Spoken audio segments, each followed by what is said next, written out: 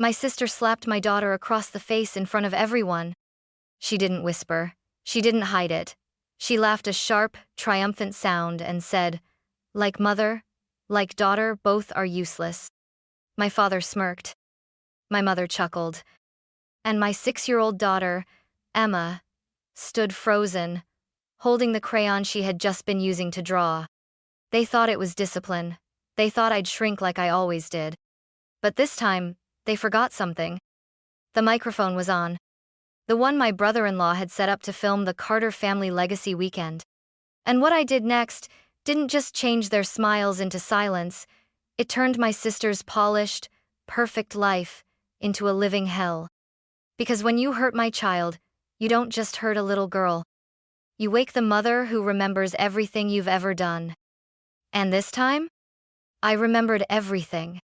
Vanessa was always the golden child. From the moment we were little, she was the daughter who never raised her voice, who got perfect grades, who twirled on cue for company. I, on the other hand, was spirited, which was my parents' polite word for a problem. I asked too many questions. I laughed too loudly. I didn't fit their mold, and I paid for it in silence, punishment, and endless comparisons. While I was scolded for being distracting, Vanessa was praised for being graceful. While I struggled to be noticed, she soaked in every spotlight like it belonged to her by birthright. She went to Stanford on a scholarship. I took community college night classes while working double shifts. She landed a 6-figure job in nonprofit PR, married a neurosurgeon, bought a townhouse in the suburbs. I got pregnant young, worked admin jobs, and raised Emma by myself after her father walked out before her 2nd birthday. But I was happy, and more than that, I was proud. Emma, my daughter, was everything I never had the courage to be at her age: confident, funny, unfiltered. She sang wherever she went, in grocery store aisles, in the car, while brushing her teeth. Her voice filled every corner of our modest apartment with joy. And yet, deep down, I worried. Because I remembered how my voice had been flattened. I remembered how Vanessa would roll her eyes whenever I spoke up. How my mother would sigh and say, "Can't you be more like your sister?" How my father would grip my shoulder just a little too tight and whisper, "You're embarrassing yourself." I promised myself I'd never let anyone do to Emma what had been done to me. But then the invitation came, an email from Vanessa titled, "Carter Family Legacy Weekend." It was a weekend retreat she had organized at their lakefront vacation home, complete with catered meals, a professional videographer, and, as she put it, space to celebrate how far our family has come. A schedule was attached: brunches, vision board sessions, a group hike, a generational storytelling dinner. I nearly deleted it on the spot. But then Emma peeked over my shoulder, saw the photo of the lake house, and gasped, "Mom, is that a castle? Can we go?" I hesitated. Every instinct screamed no, but my daughter's eyes sparkled. She'd never been to a real lake house. Never had a weekend with cousins, uncles, and grandparents all in one place. And so, I lied to myself like we do when we want to protect our children from the truth. It's just one weekend, I thought. They've changed. It'll be different now. Spoiler alert.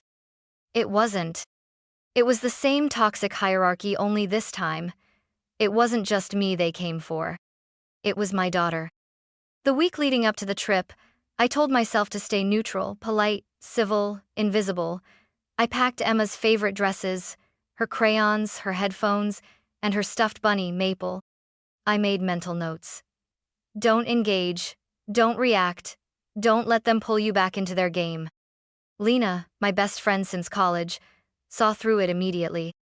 "You really think Vanessa's throwing this legacy weekend for the family?"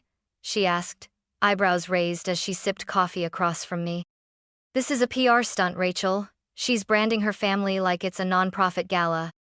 "She's trying," I said, trying to convince myself. "Maybe she wants to reconnect." Lena snorted. "Vanessa doesn't reconnect. She reclaims. Big difference." I wanted to laugh, but she was right. My sister didn't do sincerity. She did optics. but Emma had been bouncing around the apartment singing made-up songs about the lake house and her cousins. She'd even drawn a picture of all of us by the water, stick figures holding hands, smiling. So, I packed guilt alongside sunscreen and juice boxes. The drive to the lake house was nearly 4 hours. Emma sang most of the way. I forced smiles, but my grip on the steering wheel tightened every mile closer to that house. When we pulled up, it was exactly what I expected. Massive, white-painted, magazine perfect. A rental, probably, but still staged like royalty lived there. 2 Teslas and a Range Rover sat in the circular driveway. Someone had hired a valet. Emma gasped. It really is a castle. Vanessa greeted us at the door wearing linen culottes, gold sandals, and that curated smile she used for fundraisers. Rachel, she said like it physically pained her. You made it. She gave me an air kiss. Then she knelt to Emma's level. And this must be the songbird, she cooed. You've gotten so big. Emma beamed. I practiced a new song for everyone. Vanessa froze for half a second before recovering. How lovely. Inside, I saw the familiar cast of relatives. Aunt Bev, always gossiping. Uncle Don, always talking over people. My parents Gerald and Marilyn sitting like royalty in the great room. Drinks already in hand. The house was wired with small microphones, which Vanessa's husband, Mark, explained were for capturing candid family moments for the highlight reel. He handled tech stuff. Vanessa had hired a freelance filmmaker to cut together a sizzle reel of the weekend. Like a reality show? I joked. Mark chuckled. She wants to screen it at Christmas. I tried not to cringe. When we were shown to our room, the converted mudroom with a cot and no windows, I swallowed the insult. Emma didn't seem to notice. She was too busy talking about which cousin she'd play with first. She didn't know yet that in this house, joy was not just ignored. It was punished. The weekend had barely started, and the hierarchy had already been established. Vanessa was the star, walking around with a clipboard and a headset, like she was producing a live television event. She barked orders at the caterers, smoothed her dress every time someone took a photo, and made sure the camera always caught her laughing, hugging, or pretending to listen. Meanwhile, Emma and I were treated like afterthoughts. At dinner, the first night, a catered 3-course meal served on long banquet tables. Under twinkle lights, we were seated at the far end, next to the kids and the less important cousins. Vanessa sat beside our parents in the center, surrounded by everyone she considered worth impressing. Donors, board members, high-profile friends, and her husband's colleagues. Emma had worn her yellow sundress, the one with embroidered stars, and spent the first half of the meal trying to be noticed. She offered to sing her song. She complimented Aunt Bev's earrings. She even tried to join a conversation about the lake by saying, "I saw a frog outside." No one responded. Her voice fell into silence, like a stone into a bottomless well. My parents made no effort to help. My mom gave a tight smile and said, "Let the grown-ups talk, sweetheart." My dad was too busy bragging about Vanessa's latest TV interview on a local news segment. You know, he said, swirling wine in his glass, they want her to do a TEDx talk next year, on legacy and leadership. Beautiful theme, isn't it? Vanessa smiled, like a queen receiving tribute. I stayed quiet. I had learned not to challenge their narrative, not unless I wanted to be called jealous, bitter, ungrateful, or worse. Emma leaned over to me and whispered, "Mom, why does Grandma only talk to Aunt Vanessa?" I squeezed her hand. Because sometimes grown-ups forget how to share attention. She nodded solemnly, like she understood more than she should. Later that night, in our cramped room, I found her coloring quietly by the door. "What are you drawing?" I asked. She held up the picture. It was our family, just like the one she drew at home, but this time, we were standing in a corner, far from everyone else. "They don't want us in the middle," she said matter-of-factly, "so I put us over here." My throat tightened. I wanted to tell her she was wrong, that we belonged, that blood meant inclusion. But I couldn't lie, not after everything I'd seen. Instead, I kissed the top of her head and said, Thank you for making space for us, even when they won't. She smiled, completely unbothered. But I was bothered. I was furious. Because the patterns I thought I had escaped were circling back only now. They had found a new target. And I wasn't going to let that happen again. The next morning started with fresh waffles, curated music, and more fake smiles. Vanessa floated from table to table like a hostess at a political fundraiser, kissing cheeks and laughing too loudly at stories that weren't funny. Meanwhile, Mark continued setting up mics and repositioning cameras. Emma wore her pink cardigan and carried her coloring book. She tugged at my hand as we entered the great room where brunch was being served. "Can I sing today?" she whispered. "The new song I made up?" I hesitated. My instinct said no to protect her, to keep her safe in the margins. But then I looked at her face, hopeful, beaming, so eager to share joy. I nodded. Just wait for a good moment. She beamed and skipped toward the kids' table near the window, her crayons clutched in one hand, her stuffed bunny in the other. The adults were already 2 mimosas deep by the time Emma began humming, then singing, a soft, lilting tune about stars and sunlight and dancing animals, pure 6-year-old magic. At first, no one noticed. But then Vanessa's eyes twitched. She glanced toward the sound, forced a smile, and kept chatting with my dad. But Emma's voice grew louder, more confident.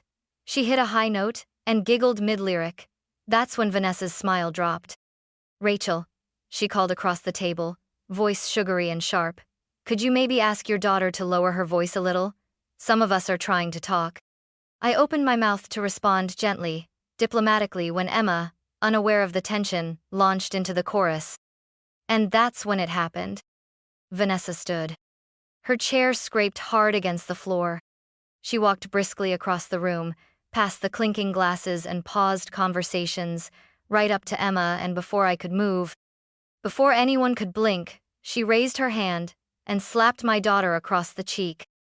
The room went silent. Even the string music on the speakers seemed to falter. Emma dropped her crayon. Her hand flew to her face. Her eyes, wide and shocked, searched for mine. And then Vanessa said loud and clear, her voice echoing across the great room, "Like mother, like daughter, both are useless." She laughed. Not a nervous chuckle, a full, unapologetic, delighted laugh.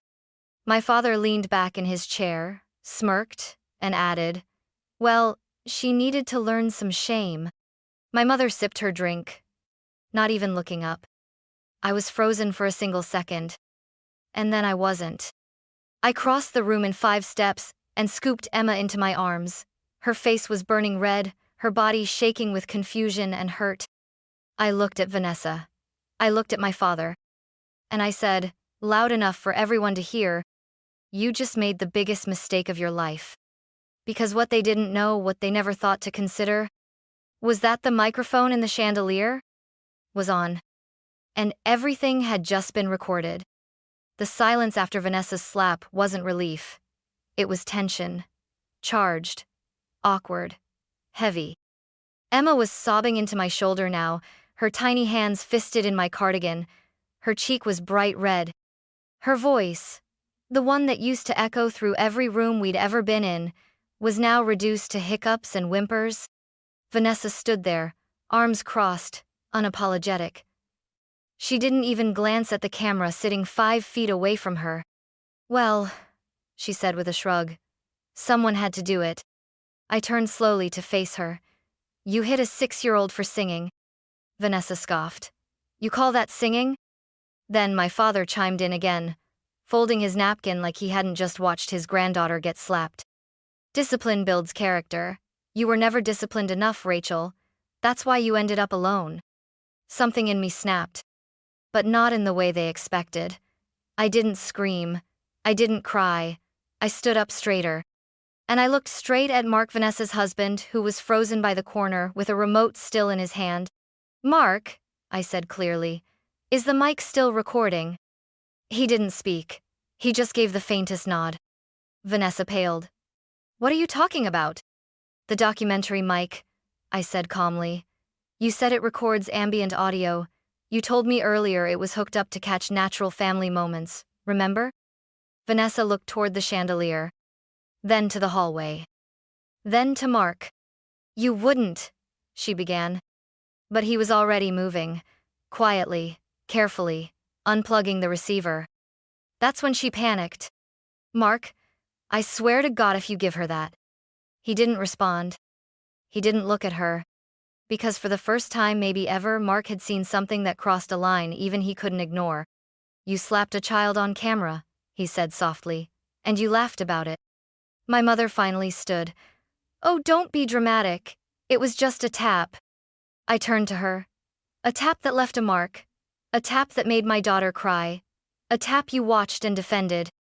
Mark met me in the hallway 20 minutes later. I was packing our overnight bag. Emma was curled up on the bed, clutching her bunny, her cheeks still damp. He held out a small black USB drive. This is a copy of the raw audio. The camera footage goes to the editor next week, but I figured you'd want this. I looked at him, stunned. Why? He hesitated. Because she's my niece too, and no child should ever be humiliated for being joyful. I took the drive. That's when I knew this wasn't just a bad weekend anymore. This was evidence. They had finally made the mistake of hurting someone who had a voice, and this time, I wasn't going to let them twist it, bury it, or blame it on me. This time, I had proof. And what I did next? It wouldn't just shake my sister's curated world. It would burn the mask right off her legacy. By the time Emma and I pulled out of the driveway, the sun had barely passed the tree line. No one tried to stop us. Not Vanessa, not my parents, not a single cousin or aunt or uncle. The Carter family had seen a slap. I had seen a fracture. But they hadn't seen the rest of it, not yet. We drove straight to Lena's. Emma was quiet in the back seat, her cheek still pink from the hit, but she hummed a little, a broken melody of the song she didn't get to finish. I blinked back tears and tightened my grip on the steering wheel. I wasn't running, I was starting. At Lena's apartment, I told her everything. She didn't ask questions. She just put on tea, handed me a notebook, and said, "Let's map this out." And that's exactly what we did. The next day, I took Emma to a pediatrician, who documented the red marks still faintly visible on her cheek. Then we met with a child psychologist, who gently asked Emma about what happened. Emma said the words slowly, like they hurt to say. She said my singing was bad. Then she hit me. Then she laughed. The psychologist looked at me, her expression tight. She's showing signs of acute humiliation. It's good you brought her in now. I added the medical notes to a growing file. Then, I opened my laptop. Vanessa had spent years building her public image. Director of a community arts nonprofit, frequent speaker at youth mentorship summits, a self-declared advocate for child confidence through creativity. She posted on LinkedIn about cultivating brave spaces for self-expression. I reread those words while holding the audio file of her slapping a 6-year-old for singing. No rage, no outbursts, just method. I wrote 3 professional emails. To the board of her nonprofit. To the Regional Arts in Schools Initiative, where she was a liaison. To the organizers of the Mid-Atlantic Youth Mentorship Conference, where she was scheduled to be keynote speaker next month. Each email was calm, factual. Attaching a trimmed high-quality audio clip from the brunch, the slap, her insult, her laugh, and my father's comment about shame. No commentary. Just their words. I didn't ask them to fire her. I didn't ask for statements. I simply wrote. As someone concerned about the emotional safety of children in leadership environments, I felt ethically obligated to share this recording. And I hit send. The first call came the next morning. It was the nonprofit board chair. "We've received a troubling report," she said carefully. "Are you the mother in the audio clip?" "Yes." "And the child? That's your daughter?" "Yes." There was a pause. "We've placed Vanessa on administrative leave while we review this. We'll be issuing a public response shortly." 2 hours later, the mentorship conference emailed. They were reconsidering her suitability for keynote programming. By day's end, her profile on the school initiative's site had been taken down. Vanessa, of course, found out fast. The texts started rolling in, first from her, then from my mother. Vanessa. What did you do? You're ruining my reputation. Mom. Rachel, this is family business. You didn't have to go public. Vanessa again. You think this makes you a hero? You're vindictive, bitter, as always. I didn't respond. I didn't need to. Because the world she'd carefully built, the one full of staged smiles and borrowed morality, was finally cracking. And it wasn't because I told a lie. It was because I told the truth. For the first time in my life, silence felt like power. I didn't post the audio online. I didn't write some scathing essay. I didn't even respond to Vanessa's desperate emails, which had quickly shifted from furious to pleading. I let the facts do the talking. The nonprofit issued a statement. We are committed to environments where all children feel safe and heard. In light of recent concerns, Ms. Carter has been placed on indefinite leave. It was short, clinical, brutal in its finality. The mentorship summit replaced her name on the speaker list within 48 hours. And Emma? She began to sing again, quietly, at first, in the bathtub, in the hallway. Then one night, she sang while brushing her teeth, the same song she never got to finish that day. I didn't cry until I left the bathroom. A few days later, the phone calls started. Not from Vanessa, not from my parents. From other family members. My cousin Jules called and said softly, I was sitting 3 chairs away. I saw everything. I should have said something. I'm sorry. My Uncle Nate emailed to say he had seen Vanessa push his son into a cabinet once for making too much noise, and he hadn't spoken up. Even Aunt Bev, usually too busy gossiping about everyone to care about anyone, left a voicemail saying, I used to think Vanessa was just stern, but now, I think I watched her turn into your father. Those words stuck to my ribs. I didn't forgive them all immediately. Some I didn't respond to. But for the first time, the cracks in our family structure weren't coming from me. They were coming from people who had always been silent. Lena hosted a small dinner for what she jokingly called my real family. Emma helped bake the cornbread. Mark came, too, without Vanessa. I wasn't surprised. He handed Emma a new sketch pad and looked me in the eye. I'm sorry I didn't step in sooner. I nodded. You did the most important thing. You turned on the mic. That night, Emma sat on the couch between me and Lena, sketching a picture of a house. This time, we weren't in the corner. We were in the center, smiling. My mother called again the next morning. We need to talk, she said curtly. About what? You've torn this family apart. I laughed, not out of cruelty, out of clarity. No, Mom, I just refuse to keep taping it back together. She hung up. And I stared at the phone and realized something profound. I didn't feel small anymore. For the first time since I was a child, I had said no, and meant it. Not for revenge. For Emma. For the voice they tried to silence and the one I was just beginning to find. 6 weeks after the slap, I hosted something I never thought I would. Not a confrontation. Not a campaign. But a celebration. A small one. In our apartment, just people who showed up when it mattered. Lena brought her famous peach pie. Mark came with his son, quiet, wide-eyed, and polite. Jules and Aunt Bev arrived with armfuls of flowers and juice boxes. Even Dr. Harris, Emma's child therapist, dropped by for 10 minutes just to say, You're doing everything right. Emma was glowing. She wore a blue dress and had placed star stickers on her cheeks like freckles.